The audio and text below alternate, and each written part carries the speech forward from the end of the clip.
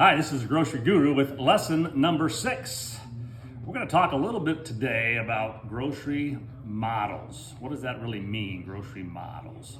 There's lots of different kinds of grocery stores. There's a traditional grocery store, there's box stores, there's all types of different stores. I want to talk a little bit about the big box store. What would that be? Costco, Sam's. Is that a better deal?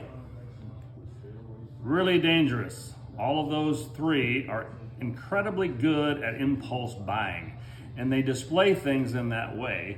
And so it is a dangerous place to be because they do have some great buys there. The problem is the quantities are so large that you end up having something in your house for months and months and months, and it's very difficult to budget with those types of stores, regardless of what you think you're saving.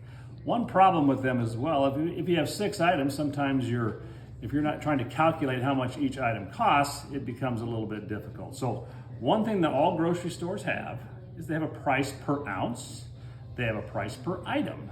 And there are little tags on each grocery store item, and even including those big box stores, and it tells you how much that is per ounce. So always pay attention to that because it seems like a good deal, but when you actually take it home and you start calculating the cost, you find out it's not such a great deal. Plus, you're going to destroy your budget every single time. So be careful. Doesn't mean you can't get anything at those stores. I think there's some good deals that you want to pay attention to, but generally speaking, you want to be really, really careful about shopping those big stores. Now, personally, I buy things like spices. I buy things like paper goods. I buy sometimes soap, some pharmacy things. Those types of things, sometimes you can get a really good deal and you need those and you use those frequently. So think about that.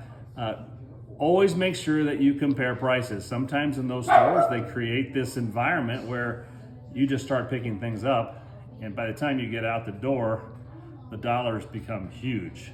If you normally spend $150 a week, if you go to a big box store, you can spend $300 very, very quickly. So be careful about those big box stores. And as you know, find your primary store. We learned that on lesson number 1.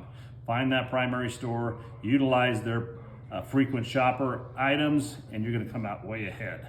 But remember, use those price per ounces regardless of what store you're in, and you're going to end up saving money every single week.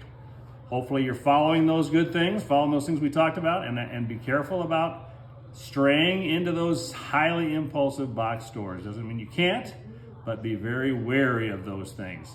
One of the things that's different about that in a grocery store, they've changed the traditional grocery store too. Now they have an additional charge, a membership fee, which in my opinion is a big mistake.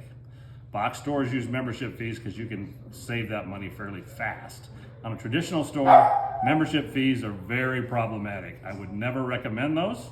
If somebody wants to discuss that and talk about that online, I'd love to talk to you further about that. But the problem with those membership deals or discounts is they are forcing you to buy what they want you to buy. You need to be in control. You need to be focusing and concentrating on what you really need. So be careful. Decide what model you want. Stay with the model. Stay with the routine. You're going to find out you're going to save money every single time. And this is Grocery Guru signing off.